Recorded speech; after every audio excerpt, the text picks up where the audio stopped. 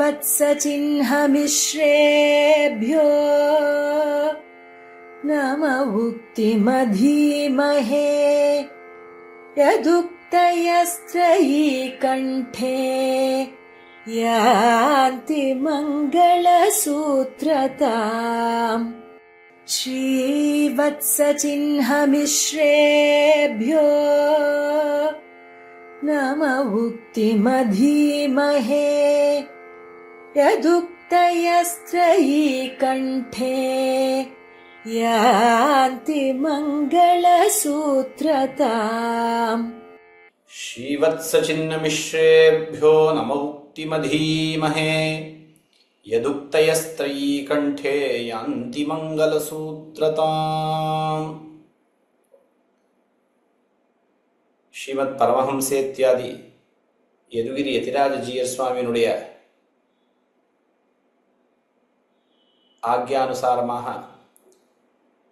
நடந்து கொண்டு வருகிற இந்த ஸ்தோத்திரதாரா என்கிற இந்த உபன்யாச தொடரிலே இப்பொழுது கூரத்தாழ்வான் அருளிச் செய்த ஸ்ரீவைகுண்டஸ்தவம் அதிலே 51வது ஸ்லோகம் தொடங்கி 55வது ஸ்லோகம் வரை அனுபவிக்கிறார். கூரத்தாழ்வான் பஞ்சஸ்தவங்கள் அருளிச்சிதார் என்று பிரசித்தம். அதிலே ஸ்ரீவைகுண்டஸ்தவம் தான் முதல் ஸ்தவம் என்று பெரியோர்கள் பணிப்பர். எம்பெருமானுடைய பரத்வ நிலையை பற்றி பேசக்கூடியது இந்த ஸ்தோத்திரம். இதிலே எம்பெருமானுடைய கல்யாண குணங்களை வர்ணிக்க புகுந்தார் ஆழ்வான். அந்த கல்யாண குண பிரகரணத்திலே தான் இந்த 51 முதல் 55வது ஸ்லோகங்கள் வருகின்றன. எம்பெருமான் கல்யாண குண பரிபூர்ணன், அசங்கேய கல்யாண குணகணஹா என்னெல்லாம் நம்முடைய பெரியோர்கள் கொண்டாடுகின்றார்கள். நிர்குணம் பிரம்மா என்று சொல்லப்பட்டிருந்தாலும் எம்பெருமானுக்கு ஹேய குணங்கள் இல்லை என்னுதான் அர்த்தம். அவன் கல்யாண குணங்கள் நிறைந்தவன் என்று ஸ்ருதியே தெரிவிக்கின்றது. சத்யசங்கல்பா சத்யகாமஹா பராஸ்ய சக்திர் விவிதைவ ஸ்ரூயதே ஸ்வாபாவிகி ஞானபலக்கிரியாச்ச என்னெல்லாம் ஸ்ருதி தெரிவிக்கின்றது. ஆகையால் எம்பெருமான் கல்யாண குண பரிபூர்ணன் என்று தெரிகின்றது. அப்படிப்பட்ட அந்த எம்பெருமானுடைய ஒரு கல்யாண குணத்திலே ஆனந்தம் என்கிற ஒரு குணம், அந்த ஆனந்த குணத்தை பற்றி இந்த ஸ்லோகம் 51வது ஸ்லோகம் தெரிவிக்கின்றது. எம்பெருமானுக்கு எவ்வளவு ஆனந்தம் உண்டு என்பதை தெரிவிக்க முற்பட்டது ஸ்ருதி. ஆனந்தவல்லி என்கிற ஸ்ருதி, தைத்திரியோபனிஷத்திலே ஆனந்தவல்லி என்கிற ஒரு பாகம் இருக்கிறது. அது எம்பெருமானுடைய ஆனந்த குணம் எவ்வளவு என்று அளக்கப் புகுந்து வேதமே ஒரு பிரக்கிரியை நமக்கு காட்டுகிறது. சைஷா ஆனந்தஸ்ய மீமாம்சா பவதி, எம்பெருமானுக்கு எத்தனை ஆனந்தம் உண்டு என்கிற ஒரு விசாரம். அந்த ஒரு ஸ்ருதியை ஒட்டித்தான் அங்கே என்ன விஷயம் நடந்தது என்பதைத்தான் இந்த ஸ்லோகம் மூலம் ஆழ்வான் நமக்கு தெரிவிக்கிறார். த்ரையுத்யதா தவ யுவத்வ முகைர் குணௌகைः ஆனந்தமேதிதமியானிதி சந்நியந்தும் தேயே சதம் த்விதி பரம்பரயா பிரவருத்தா நைவைஷ வாங்மனசகோச்சர இத்யுதாஹ. த்ரையி வேதம், தைத்திரிய உபனிஷத்திலே இருக்கக்கூடிய ஆனந்தவல்லி என்கிற இந்த பாகம், இந்த வேத பாகம் என்ன செய்தது என்னால் எம்பெருமானுடைய ஆனந்தம் இயானிதி சந்நியந்தும் உத்யதா. எம்பெருமானே, தவ ஆனந்தம் இயானிதி சந்நியந்தும் உத்யதா, தேவரீருடைய ஆனந்தம் என்கிற குணத்தை யான் இவ்வளவு என்று அளக்கப் புகுந்தது. அதை இது சந்நியந்தும் இவ்வளவு என்று பரிச்சேதிக்க அளவிட்டு சொல்ல உத்தியதா முற்பட்டது. அது எப்படி முற்பட்டது என்னால் யுவத்துவமுகைஹி குணௌகைஹி ஏதிதம் ஆனந்தம். அங்க ஆனந்தவில் என்ன ஒரு பிரக்கிரியை என்னால் ஒரு மனுஷனுடைய ஒரு ஆனந்தம் என்ன என்று ஒரு மனுஷானந்தத்தை பற்றி பேசி மேலே மேலே மேலே அதை 100 பெருக்கி பெருக்கி பெருக்கி பிரஜாபதியினுடைய ஆனந்தம் வரை சென்றது. அதைத்தான் சொல்றது தேசதம் த்விதி பரம்பரையா பிரவருத்தா. 100 பெருக்கி அது இந்த எம்பெருமானுடைய ஆனந்தத்தை அளக்கப் புகுந்தது. அந்த மனுஷானந்தம் ஒரு மனுஷனுடைய ஆனந்தம். அவனுடைய ஆனந்தம் அப்படின்னு ஒருத்தனுக்கு ஆனந்தம் இருக்கணும்னா அவனுக்கு வேணுங்கிற அடிப்படையான சில விஷயங்கள் எல்லாம் பூர்ணமாக இருக்கின்றன என்பதை முதலிலே தெரிவிக்கிறது. இங்க என்ன தெரிவித்தது என்ன, யுவா ஸ்யாத் சாது யுவாத்தியாயகா ஆசிஷ்டோ திரடிஷ்டோ பலிஷ்டः தஸ்யேயம் பிருத்திவி சர்வா வித்தஸ்ய பூர்ணா ஸ்யாத் ச ஏகோ மானுஷ ஆனந்தா என்று. அதாவது ஒருவன் நிறைய இள வயசிலே இருக்கிறான், யௌவன பருவத்திலே இருக்கிறான், நன்னாக வேதத்தை தானும் அத்தியனம் செய்து சாஸ்திரங்களை எல்லாம் நன்னாக கற்று மற்றவர்களுக்கும் சொல்லிக் கொடுக்கக்கூடிய அளவிற்கு திறமை பெற்றவனாக இருக்கிறான். ஆக நல்ல யௌவனம் இருக்கிறது, நல்ல ஞானம் இருக்கிறது. ஆசிஷ்டா இதற்கு 3 விதமாக அர்த்தம் தெரிவிக்கிறார்கள். ஆசிஷ்டா என்னால் ஆசுகிரியாக்காரி, கிடுகிடு கிடுகிடு காரியங்கள் செய்யக்கூடியவன், நல்ல சுறுசுறுப்புடையவன் என்ன ஒரு அர்த்தம். இன்னொன்று ஆசிஷ்டா என்னால் நன்ன அசனசீலகா, நல்ல ஜலிக்கிற சக்தி உடையவன். என்ன சாட்டாலும் ராத்திரி 10 மணி 11 மணிக்கு ஏதோ ஆழ்வாராச்சாரிய திருநக்ஷத்திர கோஷ்டி, அந்த சமயத்தில் இத்தனை புளியோரை இத்தனை க்ஷீரான்னம் கொடுக்குறார், அத்தனை சாப்பிட்டும் நன்னாக ஜலிச்சு மற்றா நாள் காத்தால் நன்ன பசியோட ஒரு குறவும் இல்லாமல் நன்னாக இருக்கான், நன்னா ஆரோக்கியத்தோடு இருக்கான், நல்ல ஜீர்ண சக்தி நன்னாக இருக்கு. அப்படிப்பட்டவன் ஆசிஷ்டா அசனசீலா, அல்லது பெரியோருடைய ஆசீர்வாதத்திற்கு பாத்திரமானவன் ஆசிஷ்டா. திரடிஷ்டோ பலிஷ்டா, ஒன்னும் மனசிலே இருக்கக்கூடிய ஒரு உறுதிப்பாடு திரடிஷ்டா. பலிஷ்டகான உடல்ல இருக்கக்கூடிய ஒரு பலம். அதுக்கு மேலே அவனுக்கு இந்த உலகத்தையே தஸ்யேயம் பிருத்திவி சர்வா வித்தஸ்ய பூர்ணா ஸ்யாத், அவனுக்கே இந்த உலகம் அனைத்தும் இந்த பூமி முழுதும் அவனுக்கு சொந்தம். நல்ல செல்வம் நிறைந்ததான இந்த பூமி முழுவதும் அவனுக்கு சொந்தம். அப்படிப்பட்ட ஒரு சார்வபௌமன். இவனுக்கு என்ன ஒரு ஆனந்தம் இருக்கு, ஒரு குறவும் இல்லை. யௌவனம், ஆரோக்கியம், நல்ல ஞானம், ஷரீர பலம், மனோபலம், நல்ல ஐஸ்வர்யம், இத்தனை இருக்கு.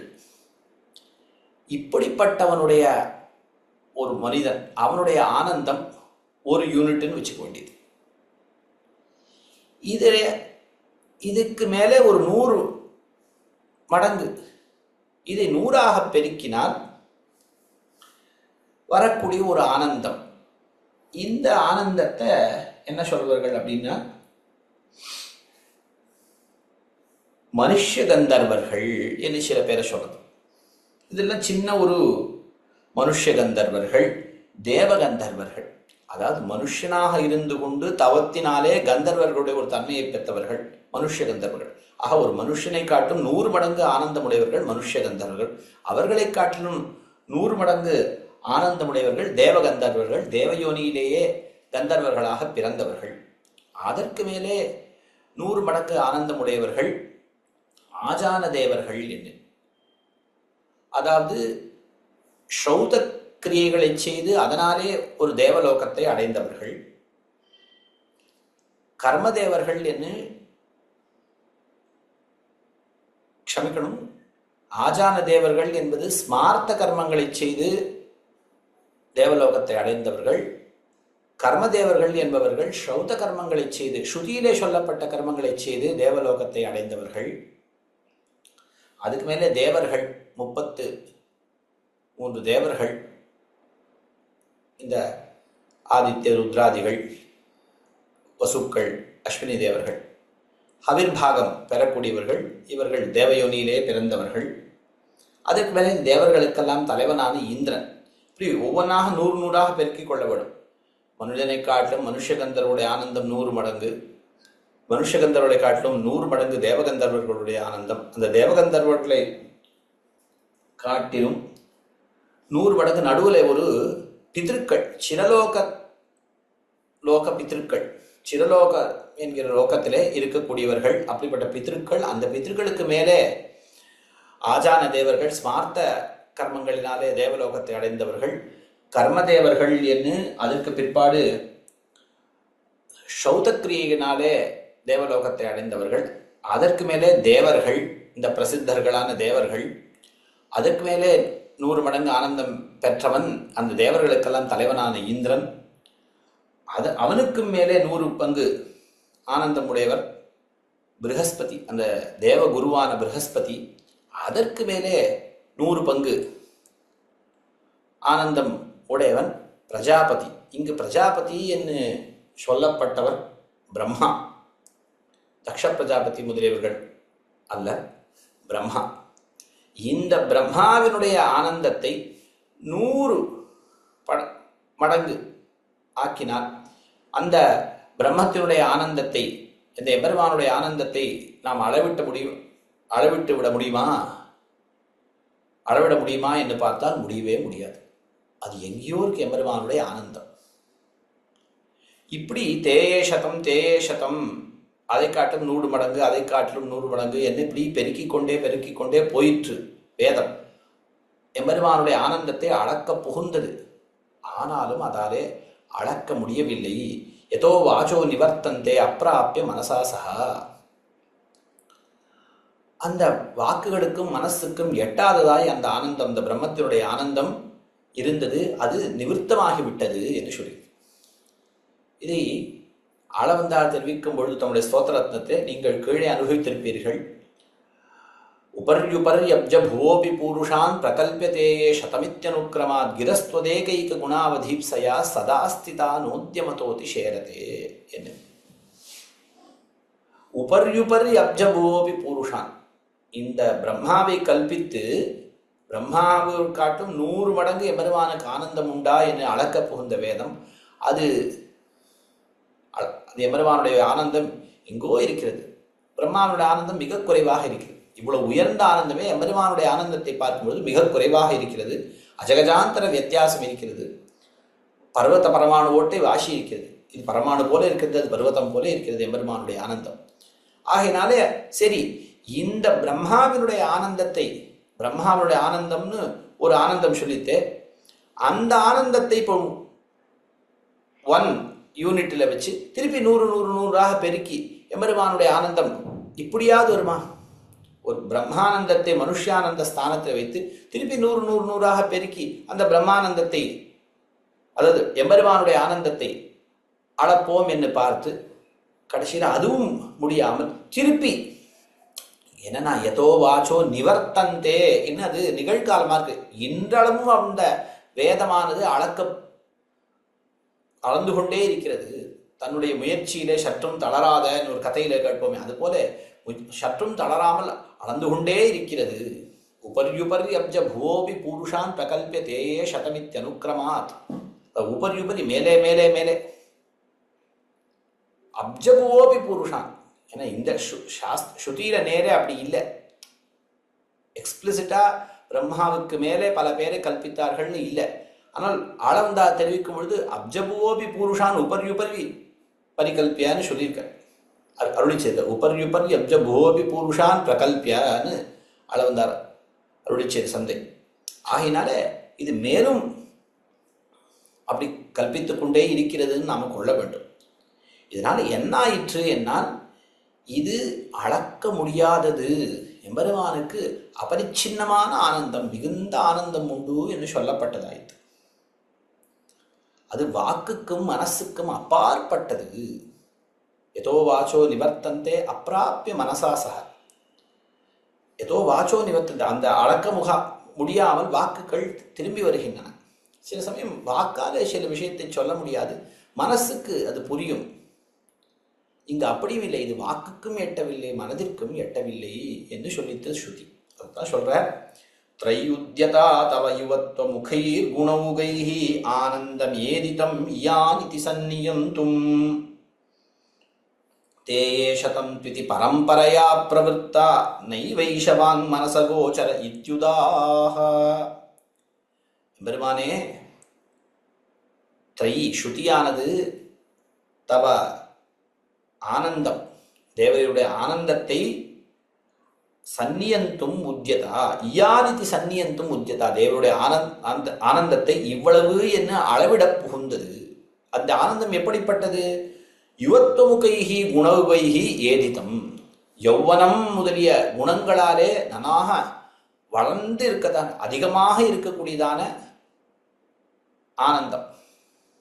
இந்த யௌவனம் முதலிய குணங்களோடு சேர்த்து, அந்த குணங்களை கொண்டு அந்த யௌவனம் முதலிய குணங்களை கொண்டு ஒரு மனுஷ ஆனந்தத்தை கல்பித்து, அதுக்கு மேலே தேயே சதம் திதி பரம்பரையா பிரபுத்தா, அதுக்கு மேலே 100 100 100 அது 100 100ஆக பெருக்கி பிரம்மதேவனுடைய ஆனந்த அளவும் சென்று, அதற்கு அதுவும் எட்டாமல் மீண்டும் மீண்டும் அந்த பிரம்மதேவனை மனுஷஸ்தானத்தை வைத்து அவனுடைய ஆனந்தத்தை அப்படியே மேலும் மேலும் 100 100ஆக பெருக்கி பெருக்கி இப்படி அளக்க புகுந்த வேதமானது ஏஷ வாங்மனச கோச்சர நைவ இத்யுதாக, இந்த எம்பெருமானுடைய ஆனந்தம் வாக்கிற்கும் மனசிற்கும் எட்டாதது, விஷயமாகாது என்று சொல்லிற்று. உச்சையில் ஆக உறக்கச் சொல்லித்து உதாக. ஆக இந்த ஸ்லோகத்தினாலே எம்பெருமானுக்கு மிகுந்த ஆனந்தம் உண்டு, அளத்தற்கரிய ஆனந்தம் உடையவன் எம்பெருமான் என்று சொல்லப்பட்டதாயிற்று. இங்கே இந்த வேதம் என்பது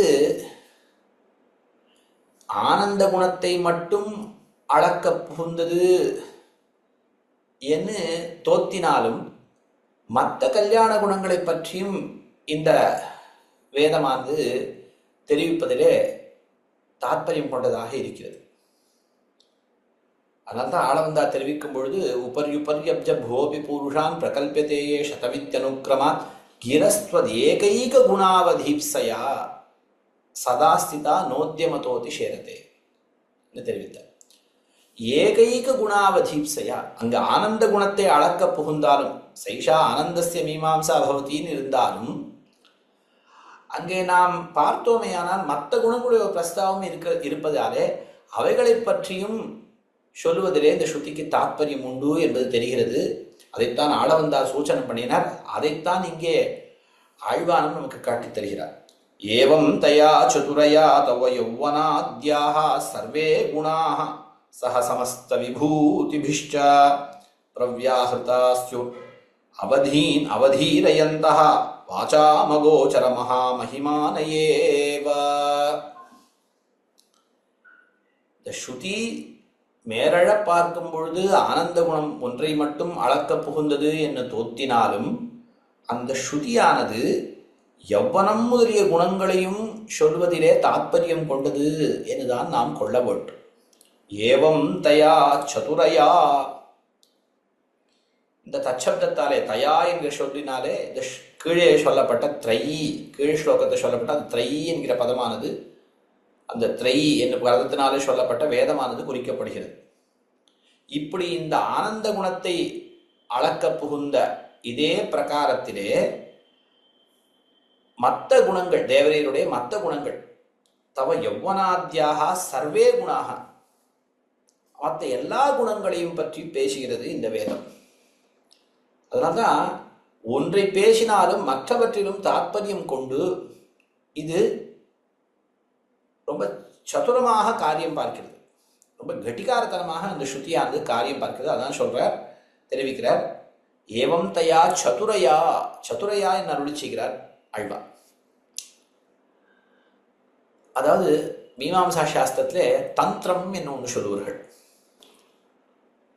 அநேகோத்தேசேன சகிருதனுஷ்டானம், பலவற்றை கணிசித்து ஒருமுறை செய்தல். அதுபோல பல குணங்களையும் அளக்க வேணும் என்று கொண்டு இந்த ஸ்ருதியானது இந்த ஆனந்த குணத்தை அளக்கப் புகுந்தது.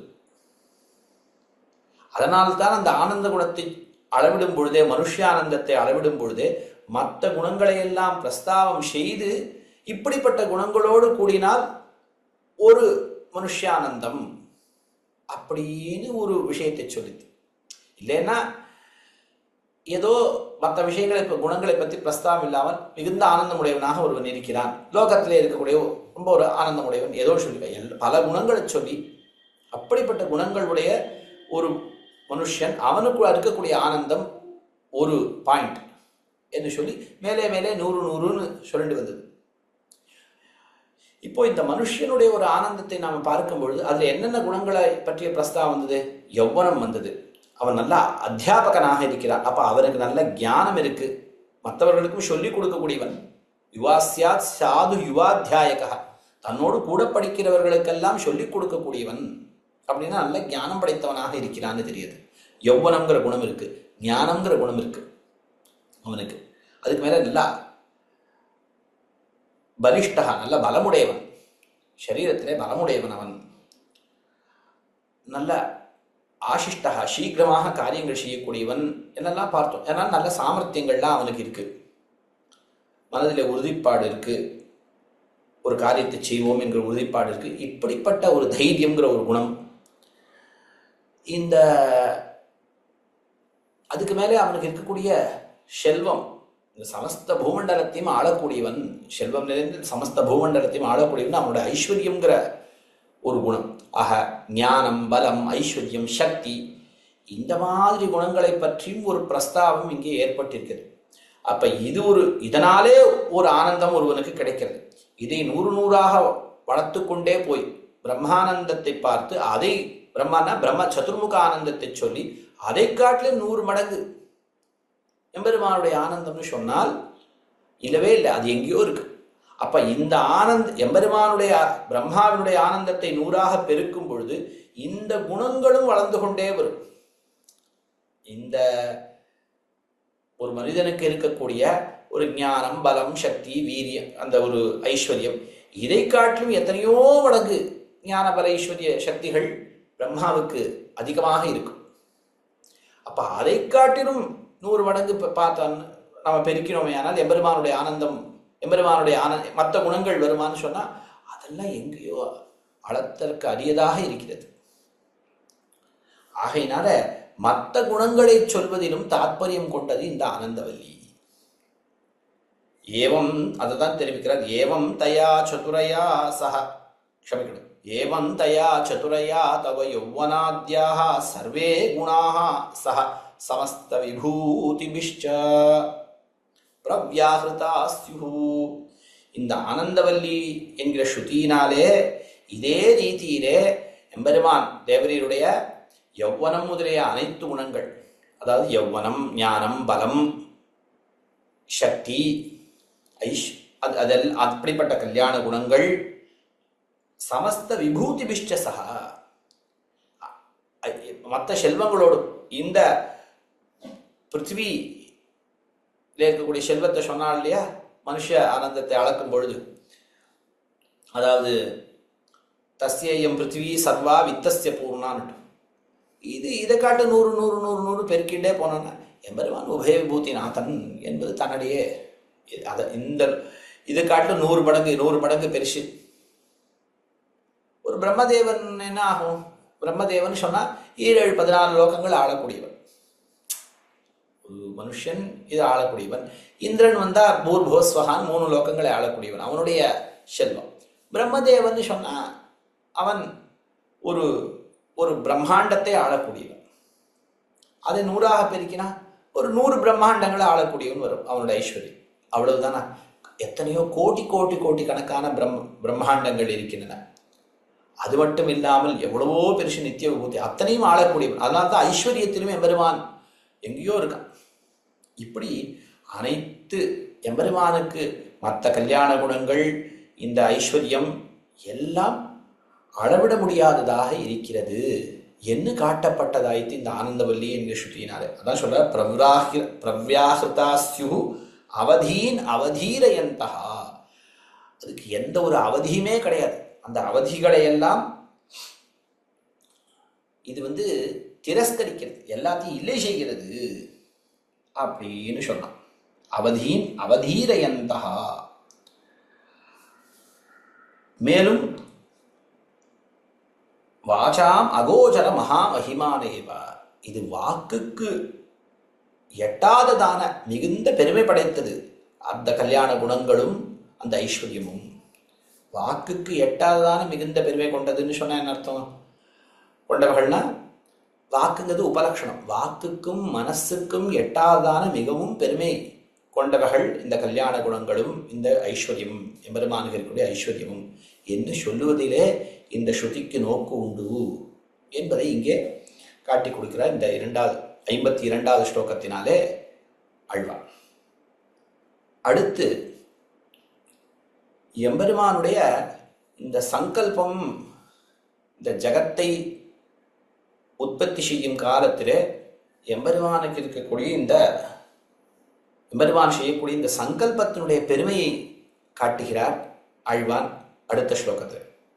சங்கல்ப ரூப ஜானம், எம்பெருமானுடைய சங்கல்ப ரூப ஜானம் என்ன செய்கிறது, அதனுடைய பெருமையை தெரிவிக்கிறார் இந்த 53வது ஸ்லோகத்தில். சம்வர்த்தவர்த்தி நிகிலம் நிரவிஜ்ஞமஜ்ஞம் சித்ரே ச கர்மணி யதார்ஹம் அஹோ நியச்சன் சத்யः கிருமித்ருஹிண பேதம் அபேதமேதத் ஆவிஷ்ச கர்த்த சகிருதீக்ஷண தீக்ஷணேனா.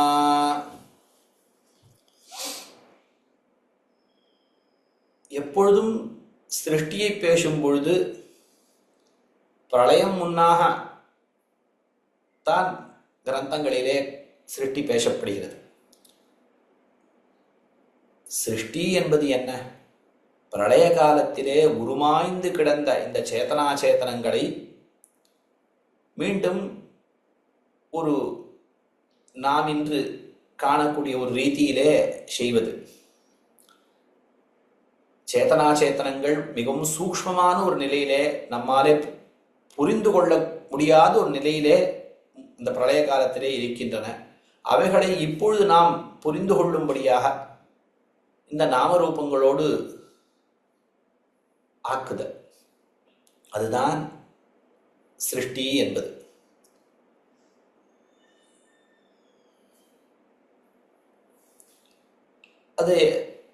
அதைதான் தெரிவிக்கிறார். சம்வர்த்தவர்த்தி நிகிலம் நிரபிஜ்ஞம் அஜ்ஞம்.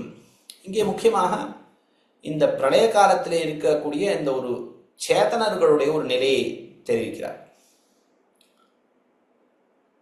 சேத்தனர்கள் ஜீவாத்மாக்கள், அவர்கள் இந்த சம்பர்த்த காலத்தில், சம்பர்த்தம் என்னால் பிரளய காலம், இந்த சம்பர்த்தவர்த்தி இந்த பிரளய காலத்தில் இருக்கக்கூடிய அந்த ஜீவாத்மா சம்பர்த்தவர்த்தி நிகிலம் சேத்தன ஜாதம்னு என்ன அர்த்தம்?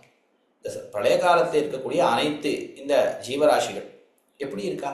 நிரபிஜ்ஞம் அஜ்ஞம். ஞஹா என்னால் ஞானமுடையவன் என்ன அர்த்தம்? நிரபிஜ்ஞன் அஜ்ஞன் என்னால் ஞானமற்றவன். 2 பதங்கள் இருப்பதாலே 2 விதமாக அர்த்தம் சொல்கிறார். அதாவது அனுபவ ரூபமான ஞானமும் இல்லை, ஸ்மிருதி ரூபமான ஞானமும் இல்லை. ஸ்மிருதியோ பிரத்யபிகை, அது ஒரு விதமான ஸ்மிருதி. சரி, அந்த மாதிரியான ஒரு ஞானம் இல்லை, அந்த ஒரு நிலையில இருக்கிறார்கள். நாம் பார்க்கலாம், இந்த ஜீவாத்மாவுக்கு ஆனந்தம், க்ஷமிக்கணும், ஞானம் என்கிற ஒரு குணம் உண்டு. இதைத்தான் தர்மபூத ஞானம், தர்மபூத ஞானம் என்று சொல்வார்கள். அகம் என்று தோற்றக்கூடிய வஸ்து ஜீவாத்மா. நான் அறிகிறேன், நான் இதை பார்க்கிறேன், நான் இந்த வீட்டை அறிகிறேன் என்னெல்லாம் நமக்கு அனுபவம் ஏற்படுகிறது. ஆனால் நமக்கு ஞானம் உண்டு. நான் இந்த வீட்டை பற்றி அறிவுடையவன், நான் இந்த குடத்தை பற்றி அறிவுடையவன். அப்போ நமக்கு ஞானம் என்கிற ஒரு குணம் இருக்கிறது. ஆனால் இந்த சம்சார காலத்திலே இந்த யாதொரு ஞானமாக இருந்தாலும் சரி, அந்த ஞானமானது இந்திரியங்கள் வழியாகத்தான் புறப்படும். அந்த இந்திரியங்கள் வழியாக புறப்பட்டு விஷயங்களை கிரகித்து இந்த விஷயங்களை இந்த ஆத்மாவுக்கு காட்டித்தரும் இந்த ஞானம். அப்படி காட்டித்தரும் பொழுது தானும் சேர்ந்து பிரகாசிக்கும். அது ஸ்வயம் பிரகாசம் ஞானம் என்பது. இதெல்லாம் தத்துவத்திலே முதலிய கிரந்தங்களிலே பறக்க நிரூபிக்கப்பட்டிருக்கிறது. ஆக சம்சார காலத்திலே ஒரு ஜீவனுக்கு இந்திரியாதீனமான ஞானம் தான் உண்டு. ஆனால் பிரளய காலத்திலோ மகாப்பிரளயம், இந்த ஜீவாத்மா ஷரீரமோ இந்திரியங்களோ அற்றவனாக இருக்கிறான். கரண கலேபர ரஹிதனாக இருக்கிறான். கரண கலேபரம் அற்றவனாக, கரணம் என்னால் இந்திரியங்கள், கலேபரம் என்னால் ஷரீரம், இந்த கரண கலேபரங்கள் அற்றவனாக இருக்கிறான். அப்ப ஷரீரமும் இந்திரியமும் இல்லாத இந்த ஜீவாத்மாவுக்கு ஷரீரத்தையும் இந்திரியத்தோடு அவனை சேர்த்து வைப்பது, இல்லாத ஜீவனை ஷரீர இந்திரியங்களோடு சேர்த்து வைப்பது தான் சிருஷ்டி. ஆக அந்த பிரளய காலத்திலே அவனுக்கு அந்த இந்திரியங்கள் சரீரம் இல்லாததுனாலே, அந்த இந்திரியங்கள் வேலை செய்யணும் சரீரத்துக்குள்ள இருந்தால் தான் அந்த வேலை செய்யும். இந்த ஸ்தூல சரீரத்துக்குள்ள இருந்தால் தான் வேலை செய்யும். சூக்ஷ்ம சரீரத்தில் இருந்தால் கூட இந்திரியங்கள் ஒன்றும் பெருசாக வேலை செய்யாது. இந்த ஸ்தூலமான இந்த கண்ணுக்கு தெரியக்கூடிய இந்த சரீரம் இருக்கு, இந்த சரீரம் இது போல ஒரு சரீரம், இந்த மனுஷ சரீரமா இருக்கலாம், இந்த தேவ சரீரமா ஏதோ ஒன்று. சரி, ஆஹா இந்திரியங்கள் சரீரம் இருந்தால்தான் இவனுக்கு ஞானமானது வெளிப்படும். அந்த பிரளய காலத்தில் இந்திரியங்களோ சரீரமோ இல்லை. ஆகையினாலே ஞானம் வெளிப்படுவதற்கு யாதொரு வாய்ப்பும் இல்லாத இருக்கையாலே அவன் நிரபிக்யன், அஜ்ஞானமற்றவன, யாதொரு அனுபவமும் இல்லாமல் இருக்கிறான். முன்பு அனுபவித்ததை நினைவு கொள்ளக்கூடிய வழியும் இல்லை. அப்படி முன்பு அனுபவித்தது, இப்பொழுது புதிதாக ஒரு அனுபவம் இல்லை. முன்பு அனுபவித்ததை நினைக்கலாமான்னு சொன்னா அதுவும் இல்லை. அதுதான் அக்ஞன் என்று சொல்றார். புதிதாக ஒரு அனுபவம் ஏற்படுவதற்கும் வழி இல்லை. முன்பு ஏற்பட்ட அனுபவத்தினுடைய ஒரு ஸ்மிருதி, ஒரு நினைவு வருவதற்கும் வழி இல்லை. ஏன்னா அப்பொழுது மனசுங்கிற ஒரு இந்திரியம், அந்தகரணமும் இவனுக்கு வேலை செய்யும், ஒரு துணை இருக்க வேண்டும். அதுவும் இவனுக்கு இல்லை. அதனால நிரபிஜம் அஜ்ஞம், அப்பொழுது யாதொரு அனுபவமும் இல்லை. முன்பு அனுபவித்த அனுபவத்தை மீண்டும் நினைவு கொள்கிறான் என்பதற்கும் வழி இல்லை. இப்படி இருக்கக்கூடியது இந்த சேத்தனர்கள், சேத்தன கூட்டம். சம்பர்த்தவர்த்தி நிகிலம் நிரபிஜமஜம் சித்ரே ச கர்மணி யதார்ஹம் அஹோ நியச்சன். ஆனால் இவனுடைய கர்ம சம்பந்தம், பிரளயம் ஏற்பட்டாலும் இவனுடைய கர்மமானது தொலையவே தொலையாது. இவன் செய்த நல்வினைகள் தீவினைகள் அது இவனை சேர்ந்தே இருக்கும். இந்த ஜீவனுடைய பற்பல நிலைகள் சொல்லப்பட்டிருக்கின்றது. விழிப்பு, ஜாகிரத அவஸ்தை, ஸ்வப்னாவஸ்தை, சுஷுப்தியவஸ்தை, மூர்ச்சாவஸ்தை, பிற்பாடு மரணம், பிரளயம், மோக்ஷம், இப்படின்னு பல நிலைகள் இந்த ஜீவனுக்கு உண்டு. இதில் அந்த ஜாகிரத அவஸ்தையில இவனுக்கு புலன்கள் எல்லாம் வேலை செய்யும், மனதும் வேலை செய்யும். ஸ்வப்னாவஸ்தையிலே வெளிப்புலன்கள் வேலை செய்ய மாட்டா, மனது மட்டும் வேலை செய்யும். அதன் மூலம் கனவை காண்பான். சுஷுப்தி அவஸ்தை, நல்ல ஆழ்ந்த உறக்கத்திலே மனதும் வேலை செய்யாது, இவன் நன்னாக உறங்குவான். யாதொரு ஞானமும் அப்பொழுது அவனுக்கு வெளி ஞானம் எதுவும் ஏற்படாது. பிராணவாயு சீராக சஞ்சரித்துக் கொண்டிருக்கும். இது 3வது நிலை உறக்கம். 4வது நிலை மூர்ச்சை, மயக்கம். இந்த சமயத்திலே இந்த சீராக சஞ்சரிக்கக்கூடிய பிராணவாயு மிகவும் மந்தமாகிவிடும். மிகவும் மந்தமாக சஞ்சரிக்கும். சரீரத்துக்குள்ளே பிராணன் இருக்கு, ஆனால் மிகவும் மந்தமான சஞ்சாரம், குறைவான சஞ்சாரம். 5வது மரணம் என்பதிலே பிராணன் சரீரத்தை விட்டு கிளம்பி விடுகிறது. கிளம்பும் பொழுது சூக்ஷ்ம சரீரத்தோடு கிளம்புகிறான். மற்ற புலன்கள், பஞ்சபூதங்களுடைய சூக்ஷ்மமான பாகம் எல்லாவற்றையும் சேர்த்து கொண்டு இந்த பிராணனானது ஜீவனோடு, அந்த ஜீவனானது பிராணனோடு சேர்ந்து கிளம்புகிறான்.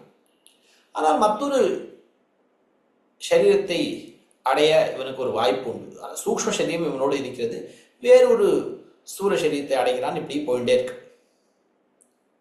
மகாப்பிரளயம், பிரம்மாவினுடைய 100 ஆயுசு பூர்த்தியான உடனே மகாப்பிரளயம் ஏற்படுகிறது. அப்பொழுது ஜீவாத்மா அவனுக்கு இந்த சூக்ஷ்ம சரீரமும் விட்டு போகிறது. அவனுக்கு முன்பு பிரம்மாவினுடைய அந்த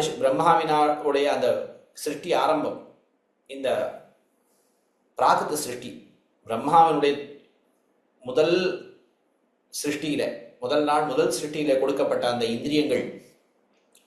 இந்திரியங்கள் பிரம்மாவுடைய 100 வருஷ காலம் இவனோடு கூடவே, இந்த ஜீவாத்மாவோடு சூக்ஷ்ம சரீரமாக இவனோட கூடவே வந்திருக்கு. அந்த சம்பந்தமும் இவனுக்கு விட்டு போயிடும். சூக்ஷ்ம சரீரம் அற்றவனாக இருக்கிறான் இந்த பிரளய காலத்தில். ஆனாலும் இவன் செய்த கர்மங்கள் இவனை விட்டு போகாது. இந்த ஜீவாத்மாவோடே இருக்கும். கர்மங்கிறது என்ன? இவன் செய்த நல்ல காரியங்கள், தீய காரியங்களினாலே எம்பெருமான் திருவுள்ளத்தை ஏற்பட்ட இவனை தண்டிக்க வேணும், இவனை அனுகிரகிக்க வேணும் என்கிற சங்கல்பம் தானே புண்ணியம் பாபம் என்பது. அந்த சங்கல்பத்திற்கு இவன் விஷயமாகத்தான் இருக்கிறான். இவன் இவ்வளவு செய்திருக்கிறான், இவனை நாம் அனுகிரகிக்க வேணும், நல்ல காரியம் செய்திருக்கிறான், அனுகிரகிக்க வேணும். இவன் கெட்ட காரியம் செய்திருக்கிறான், இதற்கு சேர இவனுக்கு தண்டனை கொடுக்க வேணும் என்கிற எம்பெருமானுடைய அந்த ஞானத்திற்கு இவன் விஷயமாகிறான். நிகிரகானுகிரக சங்கல்பங்களுக்கு இவன் விஷயமாகிறான். அந்த சங்கல்பத்தோடு இவனுக்கு தொடர்பு உண்டு, புண்ணிய பாப தொடர்பு இவனுக்கு உண்டு. இந்த மோட்சம் என்பது ஏற்பட்டவாறே தான் இவனுக்கு இந்த புண்ணிய பாபங்களை எல்லாம் இவன் விடுக்கிறான். புண்ணிய பாப்பே விதூயன்னு சொல்லி அவைகளை எல்லாம் விடுக்கிறான். இந்த பழைய காலத்திலும் இவனுக்கு அந்த சம்பந்தம் இருக்கிறது. அதான் சொல்ற சித்ரேச்ச கர்மணி. அது விசித்திரமாக இருக்கிறது. எத்தனையோ கர்மங்கள் செய்திருக்கிறான் இவர்கள். அது பற்பல ஜீவராசிகள் பற்பல விதமான கர்மங்களை செய்திருக்கிறார்கள். அந்தந்த கர்மத்திற்கு அனுசரித்து சித்ரேச்ச கர்மணி யதார்த்தம் அவர்கள் எதை செய்திருக்கிறார்களோ அதுக்கு தகுந்தபடியாக அதற்கு யோக்கியமாக மேற்கொண்டு சிருஷ்டியை எம்பெருமான் செய்கிறான். அதான் ஆச்சரியம். அஹோ யதார்த்தம், அஹோன்னு ஆழ்லாம். யதார்த்தம் அஹோ. நாம் நினைக்கிறோம் நாம் எத்தனையோ நல்ல காரியங்கள் செய்கிறோம், இதை யாரும் கவனிக்கவே இல்லையே, all of these have become unnoticed அப்படிலாம் நாம் சொல்கிறோம். அது கிடையவே கிடையாது. நாம் செய்யக்கூடிய எந்த ஒரு காரியமும் எம்பெருமானுடைய ஒரு நினைவிலேருந்து தப்பவே தப்பாது. அது நல்லதோ கெட்டதோ உள்ளுவார் உள்ளித்தெல்லாம் உடனிருந்தருதி தொடர்புடைய ஆழ்வார் தெரிவிக்கிறார் இல்லையா? உள்ளுவார் உள்ளித்தெல்லாம் உடனிருந்து அருதி என்ன வெள்கி போய் என்னுள்ளே நான் விலவரச் சிரித்திட்டேனே. யாருக்கும் தெரியாமல் நாம் தப்பு கொண்டோன்னு நினைச்சிட்டு இருந்தோம். ஆனால் கூடவே இருந்து இந்த நினைவுக்கு வாய்த்தலையார் நெஞ்சிலே இருந்து கொண்டு எம்பெருமான் அனைத்தையும் அறிகிறான் என்பதை உணர்ந்து அந்தராத்மா ஏஷோந்தராத்மா அப்படின்னு அனைத்தையும் அறிகிறானே. அதனால அதை நினைச்சு நான் ரொம்ப சிரிக்கிறேன். வெள்கி போய் என்னுள்ளே நான் விலவரச் சிரித்திட்டேனே. ஐயோ எம்பெருமானை போய் ஏமாத்தணும்னு நினைச்சேனே அப்படின்னு என்னையே பார்த்து எனக்கு சிரிப்பா வருதுன்னார். ஆஹா,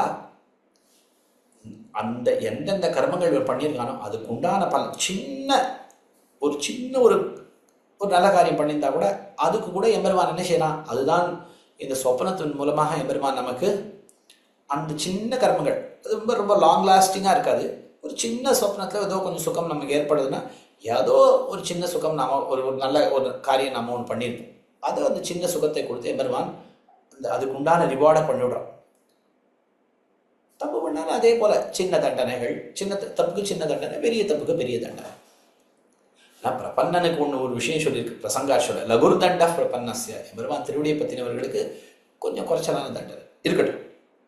சரி, இப்படி ஆச்சரியமாக அவர்கள் பண்ணின கர்மங்கள், அந்த கர்மங்களுக்கு அனுசரித்து யதார்த்தம் அவர்களுக்கு எம்பெருமான் என்ன செய்யலாம்? சத்ய நியச்சன் அந்த அவர்கள் தகுதியாக அவர்களெல்லாம் நியமித்து சத்யா கிருமித்ருஹிண பேதம்,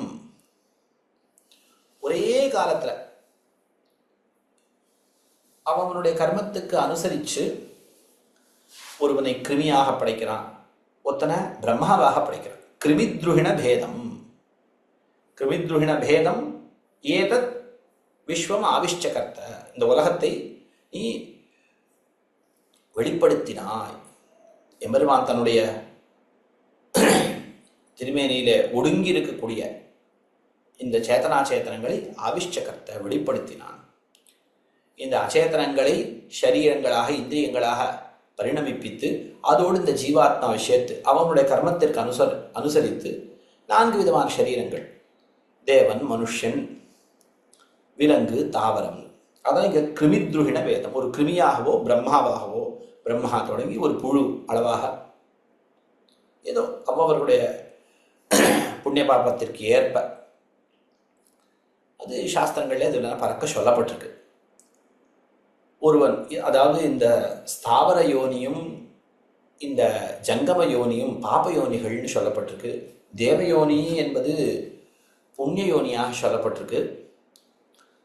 மனுஷ யோனி என்பது மனுஷ பிறவி என்பது மிஸ்ர யோனின்னு சொல்லப்பட்டிருக்கு. அதாவது ஒருவரை அடித்து உதைத்து, கை கால்களாலே அடித்து உதைத்து நாம் துன்புறுத்தினால் கை கால்களை நீட்டி முடக்க முடியாத ஒரு தாவரமாக பிறப்பு. ஒருவரை வாக்கினாலே பருஷமாக வெய்து கடுமையாக பேசினால் அப்பொழுது வாய் பேச முடியாத விலங்கு சரீரத்தை ஒருவன் அடைகிறான். வாச்சிக அபச்சாரத்திற்கு விலங்காக பறவையாக பிறப்பது, ஒரு புழுவாக, பூச்சியாக.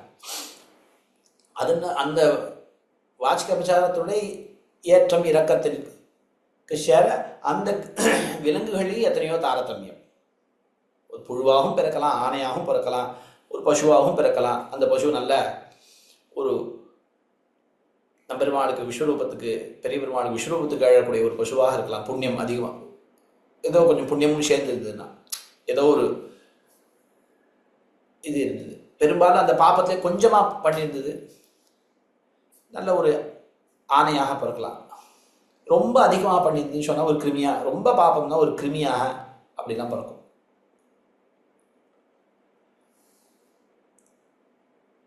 இப்போ ஒரு தாவரங்கள்லையும் சரி, எங்கே பிறக்கிறது, ஒரு எம்பெருமானுடைய சந்நிதியில் ஒரு மரமாக பிறக்கிறதுக்கும் வேற எங்கேயோ பிறக்கிறதுக்கும் எத்தனையோ ஆசை இருக்கு இல்லையா? இதிலெல்லாம் வித்தியாசம் பெரும்பாலும். ஆனால் இது பாப்பத்தை அடிப்படையில் தான். இந்த பாப்பம் முக்கியம். அதோடு கப்பிள்டு பை சம் புண்ணியங்களும் இருக்கலாம். அதில் எங்கே பிறக்கிறதுங்கிறது அது தீர்மானம் பண்ணும். ஆனால் அந்த ஸ்தாவர சரீரத்துக்கு காரணம் இவனுடைய பாப்பம். ஜங்கம சரீரத்துக்கு, விலங்கு சரீரத்துக்கு காரணம் இவனுடைய வாச்சிக அபச்சாரம்.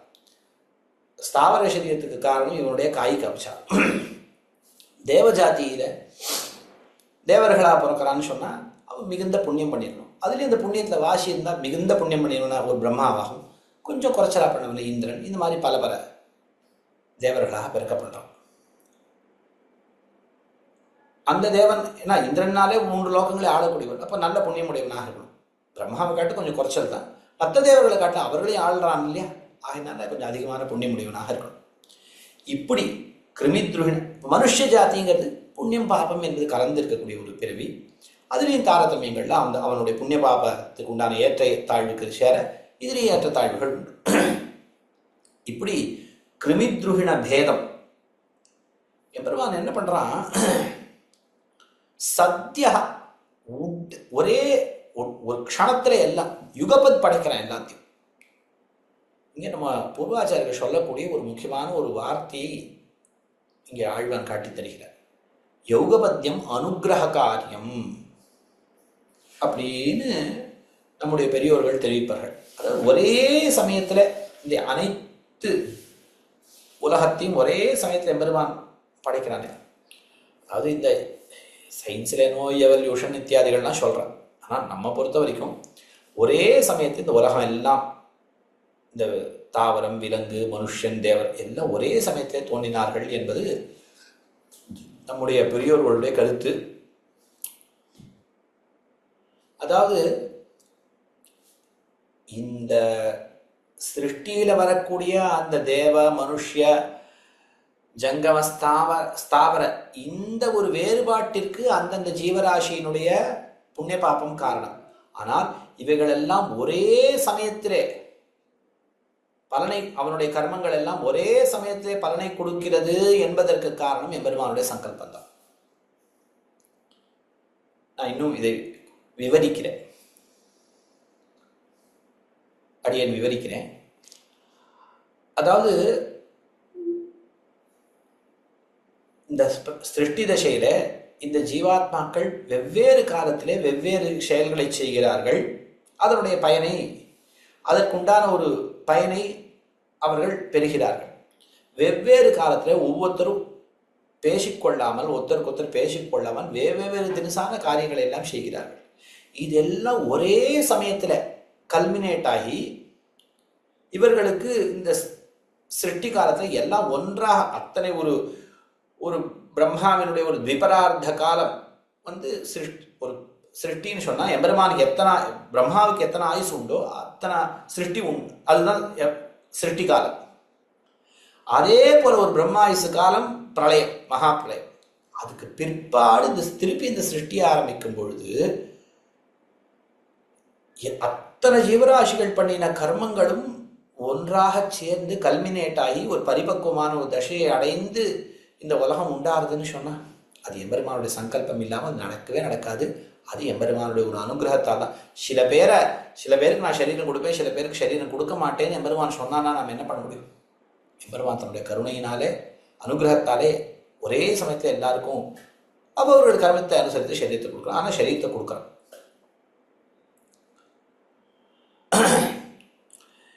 மகதீர்காதிகரணம்னு ஒரு அதிகரணம் பிரம்மசூத்திரத்தில்.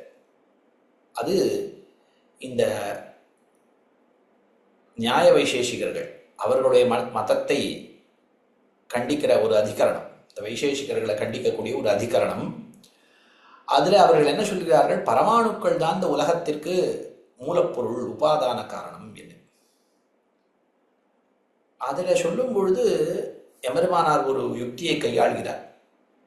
இந்த பரமாணுக்கள்லாம் ஒரே இந்த சிருஷ்டி ஆரம்பத்தில் எல்லாம் ஒன்றாக சேர்ந்து உலகத்தை படைக்கின்றன்னு சொல்றாரு. அச்சேதனமான இந்த பரமாணுக்கள் எப்படி அதுகளெல்லாம் ஒன்னா சேர்ந்து நாம சேரணும்னு அதுகளுக்கு எப்படி தெரியும்? இல்லை, அதுக்கு நியாமகம் என்ன? ஒரு சேத்தனன் சங்கல்பித்து தானே இதை சேர்க்கணும், இதெல்லாம் சேரட்டும் அப்படின்ட்டு. ஒரு குயவன் 2 கபாலங்களை சேர்த்து ஒரு கட்டத்தை உண்டாக்குறான்.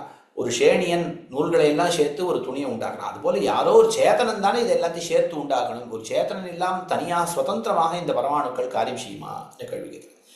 இல்லை, இந்த ஜீவாத்மாக்களுடைய கர்மங்கள், அந்த கர்மத்தை அடிப்படையாக கொண்டு இந்த பரமாணுக்கள் சேர்கின்றன.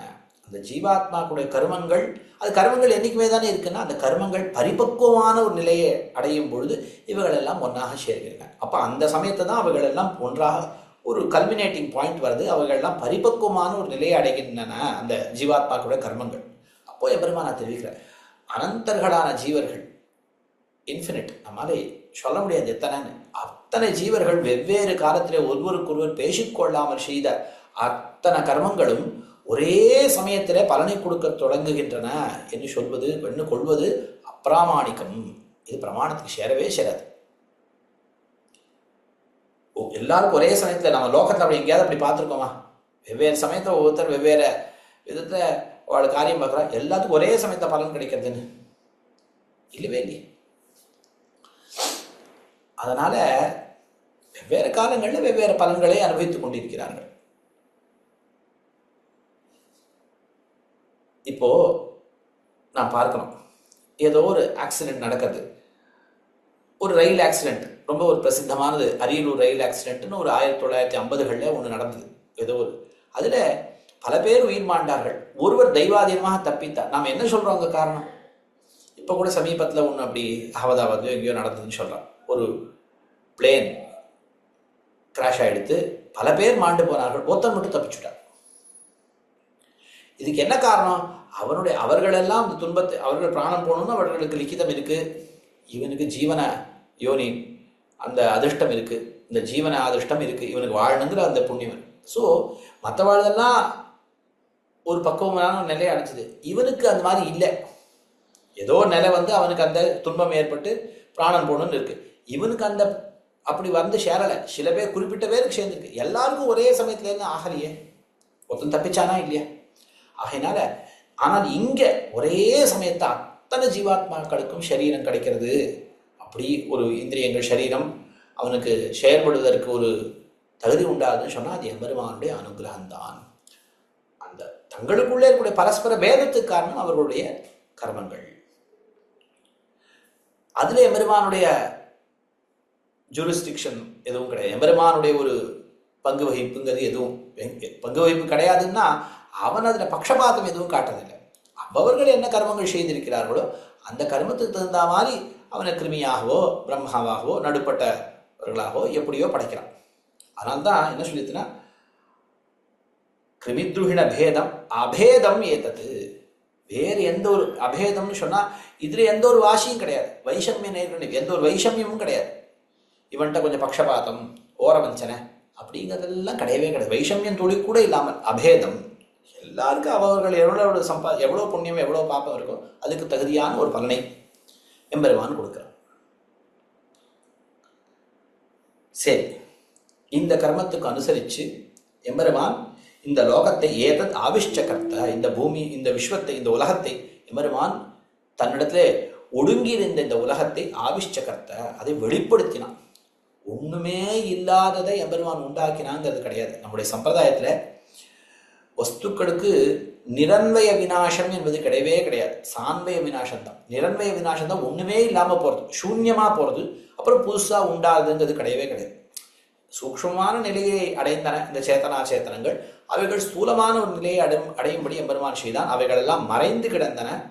இந்த உருவமும் பேருமற்று கிடந்தன. அவை உருவமும் பேரும் உடையவர்களாக எம்பெருமான் ஆக்கினான். அவர்களை வெளிப்படுத்தினான். ஆவிஷ்டகர்த்த எப்படி செய்தான் எம்பெருமான்? சகிருதீக்ஷண தீக்ஷணேன. எம்பெருமான் பகுஸ்யாம் பிரஜாயேய அப்படின்னு சங்கல்பித்தான். நான் பலவாறாக ஆகக்கடவேன். இந்த கிருமி ஸ்தாவரந்தேன் தொடங்கி இந்த பிரம்மா வரைக்கும் நான் பலவாறாக ஆகக்கடவேன். பகுஸ்யாம்னு எம்பெருமான் அந்த சங்கல்பத்தினால சகிருதீக்ஷண எம்பெருமான் அப்படி ஒரு கட்டுப்பாடு கொண்டிருக்கான், ஒரு தீட்சை கொண்டிருக்கான். தீட்சை அதாவது ஒரு தடவை சங்கல்பிச்சா இந்த உலகம் எல்லாம் உண்டாயிடும்னு ஒரு நியமம் கொண்டிருக்கான். அதுபடி இந்த உலகம் எல்லாம் இப்படி உலகத்தை எல்லாம் எம்பெருமான் வெளிப்படுத்துகிறான். ஆஹா, அப்படின்னா அந்த சங்கல்பம், இந்த பகுஸ்யாம் பிரஜாயேன்னு அந்த ஒரு சங்கல்பம் இருக்கே, அதுக்கு என்ன ஒரு பெருமை, என்ன ஒரு தடவை நினைச்சான்னு சொன்னா அப்படியே இந்த உலகம் அப்படியே பிரம்மா தொடங்கி இந்த ஒரு பிப்பீலிக்க பர்யந்தம் இந்த உலகம் வெளிப்பட்டு போகிறது. ஆஹா, என்ன ஆச்சரியமான சங்கல்பம், என்ன ஆச்சரியமான சங்கல்பம். அந்த சங்கல்ப ஞானத்தை பேசினார் ஆழ்வான் இந்த ஸ்லோகத்தில்.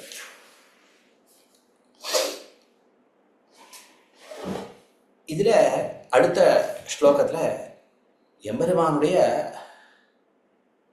அந்த சக்திங்கிற ஒரு இந்த சிருஷ்டி காலத்துல இந்த சங்கல்பம் அந்த சக்தி எம்பெருமானுடைய சக்தியை பத்தி பேசுறது. அஸ்தம் யதுத்யதுபசாயி சைவம் ஈஷம் தரித்ரமத ஜங்கமம் அப்யனீஹம் விஸ்வம் விசித்திரம் அவிலக்ஷண வீக்ஷணேன விக்ஷோபயஸ்ய நவதிர் பத சக்திரைஷி. இன்னொரு பாட்டம் கூட இருக்கு. ஈஷம் தரித்ரமத ஜங்கமம் அப்யனிங்கம். அனீகம்னு ஒரு பாட்டம், அனிங்கம்னு ஒரு பாட்டம். ரெண்டு ஒரே அர்த்தம் தான், மேலே தெரிவிக்கிறேன். அதாவது இந்த உலகத்தை படைக்கும் பொழுது எம்பெருமான் விஸ்வம் விசித்திரம் விக்ஷோபிஸ், விசித்திரமாக இந்த உலகம் ஆச்சரியமாக இருக்கு. அதான் தெரிவிக்கிறார். அந்த அவிலக்ஷண வீக்ஷணேன, அதாவது எம்பெருமான் எல்லாத்தையும் ஒரே மாதிரி கட்டாட்சிக்கிறான், ஏகரீதியாக கட்டாட்சிக்கிறான், சங்கல்பிக்கிறான். அவிலக்ஷண வீக்ஷணேன ஏகரீத்தியா சங்கல்பம். பகுஸ்யாம், அவ்வளவுதான். ஒருத்தருக்கு ஒரு மாதிரி, ஒருத்தருக்கு அதிகமாக கட்டாட்சிக்கிறான், ஒருத்தர் குறைச்சலாக கட்டாட்சிக்கிறான். அந்த மாதிரி பக்ஷபாதங்கள்லாம் ஓரவஞ்சனைன்னா கிடையவே கிடையாது. அதனால எந்த ஒரு வைலட்சணியமும் கிடையாது. ஒரே மாதிரியான சங்கல்பத்தால, ஏகரூபமான சங்கல்பத்தாலேயே இந்த உலகத்தை பலவிதமாக எம்பெருமான் ஒரு பலவிதமாக உண்டாகும்படியாக எம்பெருமான் அதிலே ஒரு மாறுபாட்டை ஏற்படுத்துகிறான். அவிலக்ஷண வீக்ஷணேன விஸ்வம் விசித்திரம் விக்ஷோபேசி. இந்த ஒரு ஏகரூபமான ஒரு சங்கல்பத்தாலே அவிலக்ஷண வீக்ஷணேன, அது எந்த ஒரு வைலட்சண்யமும் இல்லாமல் ஏகரூபமான ஒரு சங்கல்பத்தினாலே இந்த விஸ்வம் இந்த உலகத்தை விக்ஷோபேசி விசித்திரம் விக்ஷோபேசி, அது விசித்திரமாக ஆகும்படியாக அதிலே ஒரு பரிணாமத்தை உண்டாக்குகிறாய். எப்படி அது அந்த வைச்சித்திரியைத்தான் தெரிவிக்கிறார் முன்னடிகளாலே.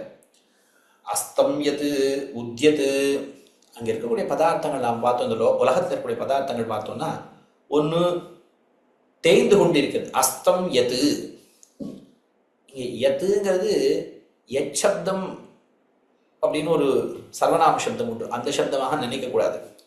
இது யத் யதி யந்தி அப்படின்னு இருக்கக்கூடிய ஒரு சொல். ஒரு அதாவது இன் கதவுன்னு ஒரு தாத்து, அந்த தாத்துக்கு மேலே சத்ரு பிரத்யம்னு ஒன்று. அதாவது அஸ்தத்தை அடைகின்றது, அஸ்தம் அடைகின்றது. உத்யத்து உதயம் அடைகின்ற ஒரு வஸ்து, அடைகின்றது அடைகின்ற பொருள். எத்துனா அடைகின்ற பொருள்னு அர்த்தம். அடைகின்ற அடைகின்றதுன்னு அர்த்தம். எத்துங்கிறது நபும்சலிங்கம். என் யதி அதெல்லாம் புல்லிங்கம் ஸ்திரீலிங்கம். என்னன்னா அடைபவன் அடைகின்றவன், யத்தினா அடைகின்றவள், எத்துனா அடைகின்றது. அப்போ ஒரு வஸ்து அஸ்தம் அடைகின்றது, ஒரு பொருள் உதயத்தை அடைகின்றது. அதாவது ஒன்று எழுச்சி அடைகின்றது, ஒன்று தேய்மானத்தை அடைகின்றது. அஸ்தம் எது உத்யது உபச்சாயி அபச்சாயி செய்வம், ஒன்று வளர்கிறது ஒன்று தேய்கிறது. உபச்சாயி ஒன்று வளர்ந்து கொண்டே இருக்கிறது, ஒன்று தேய்கிறது. ஒன்று அஸ்தமியத்துனா கொஞ்சம் மாற்றி வச்சுக்கலாம், ஒன்று மறைகிறது ஒன்று தோன்றுகிறது. தேய்கிறது வளர்கிறதுக்கு வேற ஒன்று இருக்கத்தால அஸ்தமியத்துனா யாதொன்று மறைந்து போகிறது, உத்யத்துனா யாதொன்று உதிக்கிறது தோன்றுகிறது. உபச்சாயி யாதொன்று வளர்கிறது, அபச்சாயி யாதொன்று தேய்கின்றது. அதாவது ஒன்று தோன்றுகிறது ஒன்று மறைகிறது, ஒன்று வளர்கிறது ஒன்று தேய்கிறது. லோகத்தில் எவ்வளவோ நாம் விசித்திரமானது பார்க்கணும். ஈஷம் தரித்திரம், ஒருத்தன் நல்ல ஐஸ்வர்யம் உடையவனாக இருக்கிறான், ஒருத்தன் மிகவும் தரித்திரனாக வறுமை உடையவனாக இருக்கிறான். ஜங்கமம் யப்யனிங்கம், ஒன்று அசையக்கூடியதாக இருக்கிறது ஒன்று அசையாததாக இருக்கிறது. சராச்சரங்கள் சரிக்கக்கூடியதாக ஒன்று இருக்கிறது, அச்சரமாக ஒன்று இருக்கிறது. இப்படி இந்த உலகத்தை விசித்திரம் விக்ஷோபேசி, நீ என்ன சொல்ற, இந்த மாதிரி ஒரு விசித்திரமாக இருக்கும்படியாக தேவர் என்ன செய்கிறீர் என்னால் விக்ஷோபேசி, ஒரு இந்த உலகத்தை ஒரு இந்த பரிணாமம் உடையதாக ஆக்குகிறீர். எப்படி? அவிலக்ஷண வீக்ஷணம், ஏகரூப சங்கல்பத்தினாலே, ஒரே விதமான சங்கல்பத்தினாலே, பகுஸ்யாங்க சங்கல்பத்தினாலே இது எல்லாம் இப்படி பல்வேறு விதமாக மாறுபடியாக பண்றீரே, இது முடியுமா? நாம் இப்போ ஏதாவது ஒன்று பண்ணணும்னா நம்ம ஒரு சங்கல்பம் பண்ணோம்னா ஒரு விதமான என் ப்ராடக்ட் தான் கிடைக்கும். அது பலவிதமாக என் ப்ராடக்ட்ஸ் கிடைக்கிறது. ஆனால் ஒரே ரீதியான சங்கல்பம்னா ஆஹா என்ன ஆச்சரியம் என்ன ஆச்சரியம், அப்படி ஒரு பரிணாமம் கொள்ளும்படியாக பண்ணுறீரே.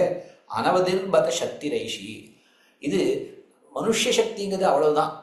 நம்ம ஒரு சங்கல்பம் பண்ணி ஒரு காரியம் பண்ணோம்னா அது ஒரு ரீதியாக இருக்கும். ஆனால் எம்பெருமானுடைய சக்தி, அந்த ஐஷி சக்தி, ஈஸ்வரனுடைய அந்த சக்தி இருக்கிறதே, அது அனவதிகி, அது எல்லையில்லாத சக்தி. அது எப்படி விசித்திரமான ஒரு சக்தி. அப்படிப்பட்ட ஒரு சக்தி இருக்கத்தாலே எம்பெருமான் ஒரே விதமான சங்கல்பத்தாலையும் பலவிதமாக இந்த உலகத்தை படைக்க முடியுது, அவனால் செய்ய முடியாது. ஆஹா, இது ஒரு ஆச்சரியமான சக்தி, ஆச்சரியமான சக்தி என்று கொண்டாடுகிறோம். அதுக்கு மேல எம்பெருமானுடைய அந்த நிரங்குஷ சுவாதந்திரியம் என்கிற ஒரு குணத்தை கொண்டாடுகிறார் அடுத்த ஸ்லோகத்தில். ரூப பிரகார பரிணாம கிருதவ்யவஸ்தம் விஸ்வம் விபர்யசித்தும் அந்யத் அசச்ச கர்த்தும் க்ஷாம்யன் ஸ்வபாவ நியமம் கிமுதீக்ஷசே த்வம் ஸ்வாதந்திரியம் ஐஸ்வரம் அபர்யநியோஜ்யமாஹு.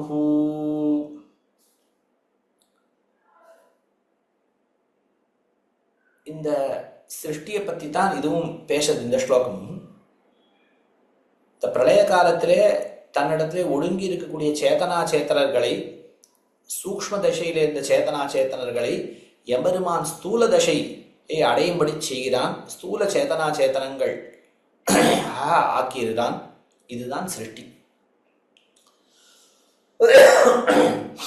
ஒரு நிலையில இருந்த சேத்தனர்களையும் ஒரு நிலையிலே இருந்த அச்சேதனங்களையும் மற்றொரு நிலையை அடையும்படியாக பண்ணுகிறார். இது என்ன நிலை? சிருஷ்டி தசையிலே என்ன நிலையிலே அவைகள் இருந்தன, என்ன நிலையை ஆகின்றன என்னால் ஜீவாத்மாக்கள் என்றைக்குமே நித்தியர்கள், என்றைக்குமே இருக்கக்கூடியவர்கள் நித்தியர்கள். அவர்களை புதுசாக எம்பெருமான் உண்டாக்குவது கிடையாது. அச்சேதனங்களும் நம்முடைய சம்பிரதாயத்திலே நித்தியங்கள் தான். என்ன என்னால் அந்த அச்சேதனம் என்பதும் இந்த பிரகிருதி என்பது நித்தியமானது தான். ஒரே இல்லாமல் போய்விடுதே கிடையாது, நிரன்வய விநாசமே கிடையாதுன்னு நம்ம பார்த்தோம். ஆனால் என்ன, அந்த பிரகிருதி என்பது எப்பொழுதும் அதனுடைய ஸ்வரூபமே விகரித்து கொண்டே இருக்கும், மாறுபட்டு கொண்டே இருக்கும். அந்த பிரகிருதி நிலையில் இருக்கச்சு அது நமக்கு புரியாது. ஏதோ ஒரு விகாரங்கள் சதத விக்கிரியமானம் சததம் எப்பொழுதும் ஒரு விகாரத்தை அடைந்து கொண்டே தான் அது இருக்கும். ஆனால் ஜீவாத்ம ஸ்வரூபம் ஒரு நாளும் மாறவே மாறாது.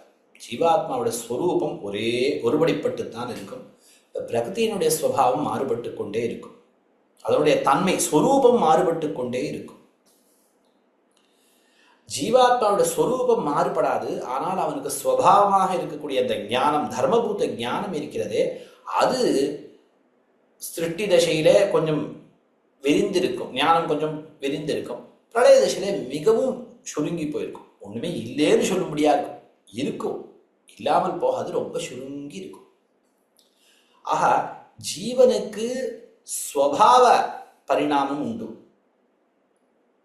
அவனின் ஸ்வரூபம் மாறாது. ஆனால் அவனுடைய ஸ்வபாவம் சுருங்கி இருந்த ஞானத்தை விரிவடைக்கிறான். அது எப்படி விரிவடைன்னா என்ன செய்யணும்? அவனுக்கு இந்திரியங்கள் சரீரம் வேணும். கீழே பார்த்த இந்திரிய சரீரம் இல்லாமல் ஞானம் வெளிப்படாது பிரளய சம்சார தசையில. அதனால அவனுக்கு அந்த சரீரத்தையும் இந்திரியங்களையும் கொடுக்கிறான். இந்த சரீரங்களையும் இந்திரியங்களையும் எப்படி உண்டு பண்றான்? பிரகிருதி மூலப்பொருளாக கொண்டு, மூல பிரகிருத்தின்னு சொல்லி அதிலிருந்து மகான் அகங்காரங்கிற தத்துவங்களை உண்டு பண்ணி அந்த அகங்காரத்தை மூன்றாக பிரித்து சாத்விக அகங்காரங்களில் இந்திரியங்களையும் தாமச அகங்காரங்களிலிருந்து பஞ்சபூதங்களையும் உண்டாக்கி அந்த ராஜச அகங்காரம் 2 அகங்காரங்களிலிருந்து மற்ற தத்துவங்கள் உண்டாவதற்கு காரணமாகின்றன. இதெல்லாம் பறக்க காலக்ஷேபங்களில் கேட்க வேண்டிய ஒரு விஷயம். இப்போ ஏதோ சுருங்க சொல்லுகிறேன். அந்த தாமச அகங்காரங்களிலிருந்து பஞ்சபூதங்களை உண்டாக்கி அந்த பஞ்சபூதங்கள் மூலமாக சரீரத்தை உண்டாக்கி அந்த சரீரம் தகுதியான இந்திரியத்தையும் சேர்த்து இந்த ஜீவாத்மாவை அவனுடைய கர்மத்துக்கு சேர இந்த தகுதியான சரீர இந்திரியத்தோடு சேர்த்து வைக்கிறான். இது பிரம்மாவுக்கு அந்த பிரம்மாவை படைக்கிறான். அது வரைக்கும் எம்பெருமான் பிரம்மாவை படைக்கிறது வரைக்கும், இந்த காரியங்கள்லாம் பண்ணுறது வரைக்கும் இதெல்லாம் வெஷ்டி சிருஷ்டின்னு சொல்றது, க்ஷமிக்கணும், சமஷ்டி சிருஷ்டின்னு சொல்றது. அதுக்கப்புறம் பிரம்மா அந்தந்த ஜீவாத்மாவுடைய கர்மத்தை பார்த்து அவர்களுக்கு அந்த சரீரத்தையும் இந்திரியத்தையும் கொடுத்து செய்யறதுங்கிறது இது வெஷ்டி சிருஷ்டின்னு பண்றது. இதுவும் பிரம்மா பண்றான்னா பிரம்மாவுக்கு அந்தரியாமையா இருந்து கொண்டு எம்பெருமான் செய்கிறார். இது எல்லாம் எம்பெருமான் இதில் துளி கூட இந்த வியவஸ்தையில மாறுபாடே கிடையாது. ஜீவாத்மாவுக்கு ஸ்வபாவ பரிணாமம், அச்சேதனத்துக்கு ஸ்வரூப பரிணாமம். அதுதான் சொல்ற ரூப பிரகார பரிணாம கிருதவியவஸ்தம் விஸ்வம். ஸ்வரூபத்துல பரிணாமம் ஜீவனுக்கு, ரூபங்கிறது ஸ்வரூபத்தை குறிக்கிறது. பிரகாரம் என்பது இந்த பிரகாரம், ரூபம் என்பது ஸ்வரூபத்தை குறிக்கிறது. ரூப பரிணாமம் இது நான் என்ன அடியேன் கீழே என்ன சொல்லியிருந்தேனோ, ரூப பரிணாமம் என்பது ஜீவாத்மாவுக்கு கிடையாது, ஸ்வரூப பரிணாமம் ஒன்று கிடையாது. ரூப பரிணாமம் என்பது இதுக்கு தான் உண்டு, அச்சேதனத்துக்கு தான் ஸ்வரூபமே மாறிப்போகும். அந்த பிரகிருதியாக இருந்தது மகானாக மாறுறது, அகங்காரமாக மாறுறது, அப்புறம் பஞ்சபூதங்கள் இந்திரியங்களாக மாறுறது. பிரகார பரிணாமம் ஜீவாத்மாவுக்கு. அதுலேயும் இந்த பிரகார பரிணாமம்னா அவனுடைய பிரகாரமாக இருக்கக்கூடிய அந்த தர்மபூத ஞானம், அந்த தர்மபூத ஞானம் சுருங்கி இருந்தது, அது விகசிக்கிறது. இப்படி இதுக்கு ரூப பரிணாமம் உண்டு, இதுக்கு பிரகிருதிக்கு, அச்சேதனத்துக்கு. சேதனத்துக்கு ரூப பரிணாமம் கிடையாது, பிரகார பரிணாமம் தான். தன்மைகளும் மாறும். இந்த இதுல ஸ்வரூப பரிணாமமும் உண்டு, ஸ்வபாவ பரிணாமமும் இதுல மாறக்கூடியதாக இருக்கலாம் இந்த பிரகிருதிக்கு. அது போட்டு இதுக்கு பிரகார பரிணாமம் தான் உண்டு, ஸ்வரூப பரிணாமம் ஜீவாத்மாவுக்கு கிடையாது. இந்த ஸ்வரூப பரிணாமம் இதுக்குத்தான் உண்டு, அச்சேதனத்துக்கு தான் உண்டு ஸ்வரூப பரிணாமம், ஜீவாத்மாவுக்கு ஸ்வபாவ பரிணாமம் தான், ஸ்வரூப பரிணாமம் கிடையாது. இப்படிலாம் ஒரு வியவஸ்தை இருக்கே, அப்படி கொண்டதாக இந்த உலகம் இருக்குது. இந்த சேத்தனா சேத்தனங்கள் கொண்டுதான் இந்த உலகம். எம்பெருமானால் இதை மாற்றக்கூட முடியும் அவனால. விபர்யசித்தும் இதை மாற்ற முடியும் அவனால. அவனுக்கு அவன் அகடித கடனா சமர்த்தன், எல்லா சக்தியும் அவனுக்கு உண்டு. விபர்யசித்தும் அந்நியத் அசச்ச கர்த்தும், பெருமான் என்ன வேணா பண்ணான். அந்நியத் கர்த்தும் அந்நியதா கர்த்தும், வேற ஒன்றத்தை செய்யறதுக்கு அசத் இல்லாத ஒன்றை உண்டு பண்ண முடியும். அசச்ச அந்நியத் கர்த்தும், அந்த அசத்தை சத்தாக ஆக்குறது. இல்லாத ஒன்று எம்பெருமானால பண்ண முடியும், என்ன வேணா அவனால பண்ண முடியும். க்ஷாமியன் கர்த்தும் க்ஷாமியன் அப்படி பண்ண முடியும். இருப்பினும் ஸ்வபாவ நியமம் உதீக்ஷசேத்வம் கிம், சுபாவ நியமம். ஆனால் என்னென்ன சுபாவம் இதுக்கு இருக்கு, இதுக்கு ஸ்வரூப பரிணாமம் தான் இருக்கு. ஜீவாத்மாவுக்கு ஸ்வபாவ பரிணாமம் தான் இருக்கு, பிரகார பரிணாமம் தான் இருக்கு. அச்சேதனத்துக்கு தான் ஸ்வபாவ பரிணாமம். அதனால இதைத்தான், இதனுடைய ஸ்வரூபத்தை தான் மாற்றணும், அச்சேதனத்துடைய ஸ்வரூபத்தை தான் மாற்றணும், ஜீவாத்மாவோட சுபாவத்தை மட்டும்தான் மாற்றணும். அப்படிங்கிற அந்த நியமத்தை நீ எதற்காக எதிர்பார்க்கிறாய், அதை எதற்காக நீ உதீக்ஷசே, அதை எதுக்கு நீ அனுவர்த்திக்கிறாய், அதன்படி நீ நடக்கிறாய். கிமர்த்தம். அதுக்கு பின்னடியில ஒரு விஷயம் சொல்ற, சுவாதந்தியம் ஐஸ்வரம் அபரியனியோஜ்யமாகும். இதுக்கு ரெண்டு விதமாக வியாக்கியானம் தெரிவிக்கிறார்கள் பெரியோர்கள். இப்ப நீ எதற்காக இந்த நியமத்தை எல்லாம், இந்த கட்டுப்பாட்டை எல்லாம் நீ பின்பற்றுகிறாய்? உன்னால எதுவடா பண்ணணுமே. ராஜா ஒரு விதி இடுகிறான், அந்த விதி அவனை கட்டுப்படுத்துமா? அந்த விதிக்கு உட்பட்டியே அவன் நடக்கணும், அந்த விதியை மீறியும் அவன் நடக்கலாமே. அதான் சொல்ல, சுவாதந்தியம் ஐஸ்வரம் அபரியனியோஜ்யமாகும். அந்த ஈஸ்வரனுடைய சுவாதந்தியம் இருக்கிறதே, அது அபரியனியோஜ்யம், கேள்விக்கு அப்பாற்பட்டது. பரியனுயோகான கேள்வின்னு அர்த்தம். நீ ஏன் இந்த நியமத்தை மீறினாய் என்று யாரும் அவனை பார்த்து கேட்க முடியாது. அப்படிப்பட்ட நிரங்குஷ சுவாதந்தியம் எம்பெருமானுக்கு உண்டு என்ன ஆகு என்று பெரியோர்கள் தெரிவிக்கிறார்களே. தேவரி எதற்கு அப்படி இருக்கச்சே, அப்படி நிரங்குஷமான ஒரு சுவாதந்தியம், அபரியனியோஜ்யமான ஒரு சுவாதந்தியம், யாராலும் கேள்வி கேட்க முடியாதபடி ஒரு சுதந்திரனாக தேவரில் இருக்கும் பொழுது எதற்காக இந்த நியமங்களை எல்லாம் தேவரை கடைபிடிக்கிறீர் அப்படின்னு ஒரு சொன்னான். அது சிரிச்சுட்டே தொட்டான் பெருமான். இந்த கேள்விக்கு நாமே பதில் சொல்லிடலாம். யாராலும் கேள்வி கேட்க முடியாதபடியான சுவாதந்தியமுடைய நீர் இந்த நியமங்களை எல்லாம் ஏன் அனுவர்த்திக்கிறீர், கடைபிடிக்கிறேன்னு கேட்டா இந்த கேள்வி கூட எம்பெருமான்கிட்ட செல்லுமா? நீர் ஏன் கடைபிடிக்கிறீர்? கடைபிடிக்காமல் இருக்கலாம் என்ன? என் இஷ்டம் நான் கடைபிடிக்கிறேன். ஆக இப்படி ஒரு கட்டுப்பாட்டை போட்டு அந்த கட்டுப்பாட்டுக்குள்ளே இருப்பது என்பதும் எம்பெருமானுடைய சுவாதந்திரத்திற்கு உட்பட்டதுதான். அது அவரு கேட்பார்கிட்ட சுதந்திரன். நான் ஒரு விதி போடுவேன், அந்த விதியை நான் ஃபாலோ பண்ணுவேன். அதே நீ யார் கேட்பதற்கு? அப்படி அது எம்பெருமானுடைய அந்த அபரியனியோஜ்யமான அந்த சுவாதந்திரத்தை குலைக்கவே குலைக்காது. எம்பெருமான் ஒரு கட்டுப்பாட்டுக்குள்ளே இருந்தான்னா இப்படித்தான் அப்படின்னு. இவர்களுக்கு சுபாவ பரிணாமம், இவர்களுக்கு ஸ்வரூப பரிணாமம், அச்சேதனத்திற்கு ஸ்வரூப பரிணாமம், சேதனத்திற்கு ஸ்வபாவ பரிணாமம் தான். இவனுக்கு ஸ்வரூப பரிணாமம் கிடையாது அப்படின்னு அவன் சங்கல்பிச்சிருக்கான். அதுபடி நடக்கிறான். தன்னுடைய சங்கல்பத்தை குலைத்து கொள்ள வேண்டும் என்கிற நிர்பந்தம் இருக்கான. ஏன்னா அவனுக்கு சுதந்திரம், யாரும் அவனை கேள்வி கேட்க முடியாது. இப்படித்தான் நான் நடப்பேன்னு சொன்னா அது கேள்வி கேட்க முடியாது. அதே போல இது உபலட்சணமாக இது ஒரு விஷயம், இந்த சுபாவனைங்கிறது. அதுபோல இத்தனை காலம் கழித்து அந்த ஒரு இந்த சிருஷ்டி சம்ஹாரங்கிறது ஒரு இந்த சக்கரம் இருக்கிறது, அந்த காலச்சக்கரம் சரியாக ஒரு பிரம்மாயுசு முழுக்க சிருஷ்டி, ஒரு பிரம்மாயுசு அதே காலம் பிரளயம். ஏன் இன்னும் சற்று முன்பாகவே சிருஷ்டியை செய்யலாமே, செய்தால் யாராவது அவனை தடுப்பார் உண்டா? அவனுடைய சுவாதந்திரம் அபரியனியோஜ்யம் இருந்தாலே நான் ஒரு கட்டுப்பாட்டின்படி செய்வேன், அதுவும் என்னுடைய சுவாதந்திரத்துக்கு உட்பட்டது தான்.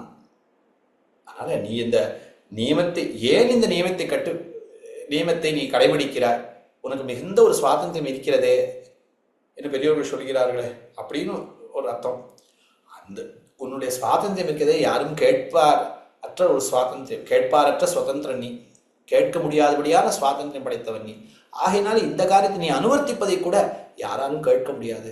அதனாலே நீ அதை அந்த நியமத்துங்களை எல்லாம் கடைபிடிக்கிறீர் என்று எம்பெருமானுடைய இந்த நிரங்குஷ சுவாதந்திரத்தை இங்கே தெரிவித்தார். ஆக இந்த 5 ஸ்லோகங்களாலே எம்பெருமானுடைய கல்யாண குணங்கள்ல ஆனந்தம் என்கிற கல்யாண குணம், அந்த ஆனந்த குணத்தை சொல்லும் பொழுது மற்ற கல்யாண குணங்களையும் ஞானம், பலம், ஐஸ்வர்யம், அந்த சக்தி முதலிய கல்யாண குணங்களையும் கடாட்சித்துத்தான் ஸ்ருதி பேசியது என்று எம்பெருமானுடைய எல்லையில்லாத ஞானம் முதலிய கல்யாண குணங்கள். எம்பெருமானுக்கு முதல் 51ஆம் ஸ்லோகத்திலே எல்லையில்லாத ஆனந்தம் சொல்லப்பட்டது. அதை தெரிவிக்கும் முகத்தாலே எம்பெருமானுக்கு இருக்கக்கூடிய எல்லையில்லாத ஞானம், சக்தி, பலம் முதலிய கல்யாண குணங்கள், எல்லையில்லாத ஐஸ்வர்யமும் சொல்லப்பட்டது இந்த 52ஆவது ஸ்லோகத்தினாலே. அதுக்கு மேலே எம்பெருமானுடைய அந்த எப்படி இந்த லோகத்தை சிருஷ்டிக்கிறான் அப்படின்னு சொல்லி அந்த சங்கல்பம், அந்த எம்பெருமானுடைய அந்த சங்கல்பத்தினுடைய ஒரு ஆச்சரியமான காரியம், அந்த சங்கல்ப ரூப ஞானத்தினுடைய ஒரு பெருமை சொல்லப்பட்டது. எம்பெருமானுடைய அந்த சக்தி எப்படி விசித்திரமாக காரியம் செய்கிறது. இந்த சிருஷ்டி காலத்திலே அவன் சங்கல்பித்த எப்படி இந்த விசித்திரமாக இந்த சிருஷ்டி உண்டாகிறதுன்னு எம்பெருமானுடைய அந்த ஈஸ்வரத்துவ பிரயுக்தமான அந்த ஒரு சக்தி, அந்த ஐஷி சக்தி, அது எல்லையில்லாத சக்தியானது கொண்டாடப்பட்டது. அதற்கு மேலே எம்பெருமானுடைய அபரியோன்யோஜ்யமான சுவாதந்திரம், கேட்பாரற்ற அந்த சுதந்திரனாக எம்பெருமான் இருக்கிறான். அப்படிப்பட்ட அந்த சுவாதந்திரம் குணமானது இந்த இறுதி ஸ்லோகத்திலே அருளி செய்யப்பட்டது ஆழ்வானாலே. ஆக இப்படி இந்த எம்பெருமானுடைய ஒரு கல்யாண குணங்களை நாம் அனுபவித்தோம். இதற்கு அவகாசம் தந்தருடைய நம் ஜியர் சுவாமிக்கு பல்லாண்டு பாடி அடியேன் அமைகிறேன். ஸ்ரீமதே ரம்யஜா மாத்ரு முனீந்திராய மகாத்மனே ஸ்ரீரங்கவாசினே பூயா நித்யஸ்ரீ நித்யமங்கலம். பற்பமெனத்திகள் பைங்கழலும் தன் பல்லவமே விரலும், பற்பமென திகழ் பைங்கழலும் தன் பல்லவமே விரலும், பாவனமாகிய பைந்துவராடை பதிந்த மருங்கழகும், பாவனமாகிய பைந்துவராடை பதிந்த மருங்கழகும், முப்புரி நூலோடு முன்கையில் ஏந்திய முக்கோல் தன்னழகும், எப்பொழுதும் யதிராசன் வடிவழகு என் இதயத்துள்ளதால், இல்லை எனக்கெதிர் இல்லை எனக்கெதிர் இல்லை எனக்கெதிரே, இல்லை எனக்கெதிர் இல்லை எனக்கெதிர் இல்லை எனக்கெதிரே, இல்லை எனக்கெதிரே, இல்லை எனக்கெதிரே, இல்லை எனக்கெதிரே.